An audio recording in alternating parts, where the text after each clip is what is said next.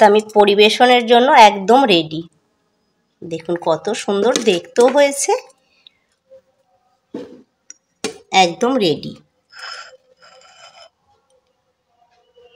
তা মাংস কষা আমি একটু দেখিয়ে দেব। দেখুন কত সুন্দর কালারটা হয়েছে, দেখুন একদম মাংস কষা রেডি। দেখতে কত সুন্দর হয়েছে দেখুন। এইভাবে মাংস অবশ্যই বানিয়ে নেবে। ভালো লাগলে একটি লাইক বা সাবস্ক্রাইব করবেন আর কমেন্ট করে অবশ্যই জানাবে। তাহলে একদম রেডি। নমস্কার বন্ধুরা, শ্যামলী ব্লগে আপনাদের সকলকে স্বাগত। তা আজ আমি বানিয়ে নেব মুরগির একটু দুর্দান্ত রেসিপি। তার জন্য আমি 1 কিলোগ্রাম মাংস নিয়ে নিয়েছি। মাংসটাকে পরিষ্কার করে ধুয়েও নিয়েছি।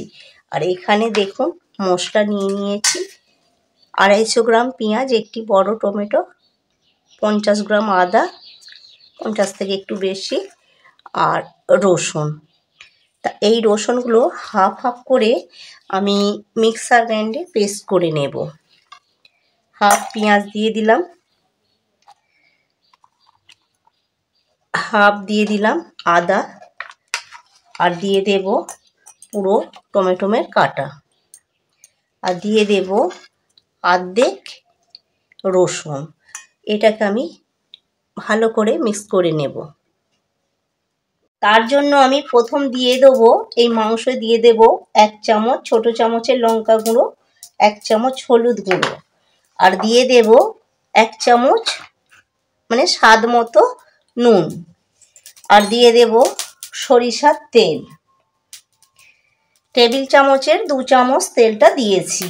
আর দিয়ে দেব এই যে একটা পেস্ট বানিয়েছি, এটাকেও দিয়ে দেব। বন্ধুরা দেখবেন এইভাবে মাংস একদিন অন্তত বানিয়ে খাবেন, খুবই মজাদার আর খেতে কিন্তু একদম অপূর্ব হবে। তা এটাকে আমি ভালো করে এইভাবে হাতে করে এইভাবে মাখিয়ে নেব। আর দিয়ে দেব অল্প পরিমাণে কাশ্মীরি লঙ্কার গুঁড়ো।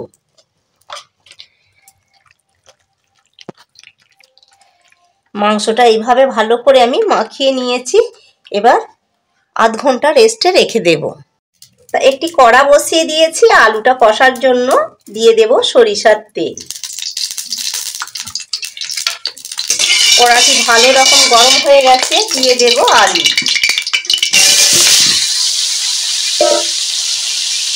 সামনেই 25শে ডিসেম্বর। বন্ধুরা এইভাবে মাংস ছোট ছেলেরাও যে পিকনিক করতে যায়, কোনো অসুবিধা হবে না, খুব সহজেই বানিয়ে ফেলা যাবে।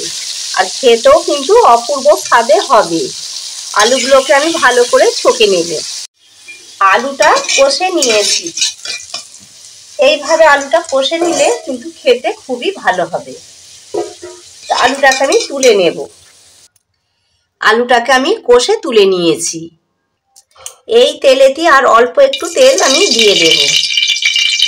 এবার দিয়ে দেব, এখানে আছে তেজপাতা, শুকনো লঙ্কা, কাঁচকলারি, দারচিনি আর 2টো এলাচকে আমি ফাটিয়ে নিয়েছি, গোলমরিচ আছে।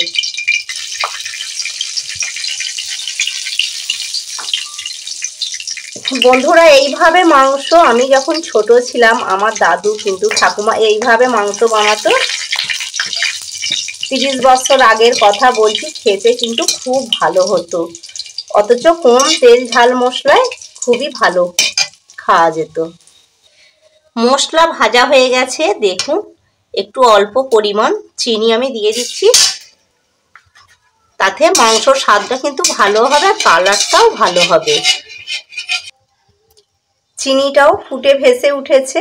দেখুন একটাই কথা, যখন মশলা ভাজবো পুরো মশলাটাকে কালো করে ভেজে নিতে হবে, নাহলে টেস্টটা হবে না। আর দিয়ে দেব পেঁয়াজ কুচনো।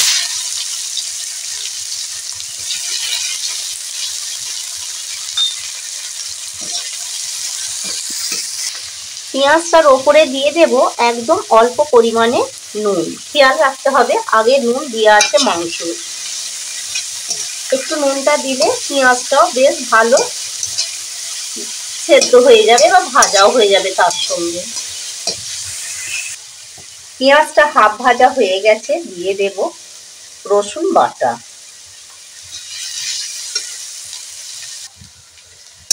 মশলাটা ভাজা হয়েই এসেছে। এবার দিয়ে দেব 1 চামচ হলুদ গুঁড়ো।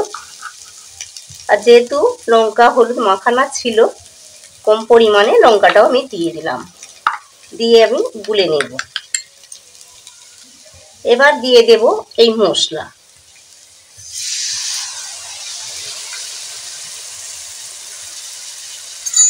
এবার দিয়ে দেব আদা।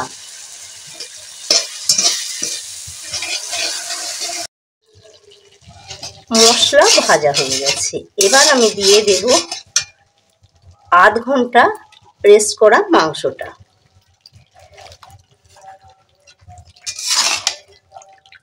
মাংসটা দিয়ে এবার এইভাবে কষাতে থাকবো। মাংসটা নেড়ে চেড়ে নিয়েছি, অল্প আঁচে এই ঢাকা দিয়ে রেখে দিলাম 1 মিনিট। দেখে নিতে হবে মাঝে মাঝে যেন না বসে যায়। তা ঢাকাটা আমি মাঝে মাঝে খুলেই দেখে নিচ্ছি। কালারটাও কিন্তু খুব ভালো হয়ে উঠেছে। আর দেখুন কত সুন্দর গ্রেভিটা হয়ে গেছে। নুন দেওয়া ছিল, যার জন্য পুরো একদম গ্রেভি হয়ে মনে হচ্ছে জল দেওয়া আছে। আর দিয়ে দেব কষে রাখা আলুটা। তা বন্ধুরা, এই স্বাদ পেতে হলে মাংসর অবশ্যই একবার এইভাবে বানিয়ে নেবে। অনেক রকম ভাবেই তো বানিয়েছেন, বা আমিও বানিয়েছিলাম। এইভাবে একবার বানিয়ে দেখবেন, খেতে কিন্তু খুব ভালো হবে। আবারও ঢাকা দিয়ে এইভাবে রেখে দিলাম, আর আঁচটা একদমই কম থাকবে। দেখুন জল না দিয়েই মনে হচ্ছে না কত জল। এইভাবে ঢাকা দিয়ে রান্নাটা করছি তো ভালোই সেদ্ধ হয়ে যাবে, আর খেতেও ভালো হবে, আর বেশিক্ষণ লাগবে না। তা মাংসটা এবার খুলে দেখে নেব। দেখুন একদম পুরোপুরি রেডি হয়ে গেছে। এবার দিয়ে দেব এই ধনিয়া পাতা।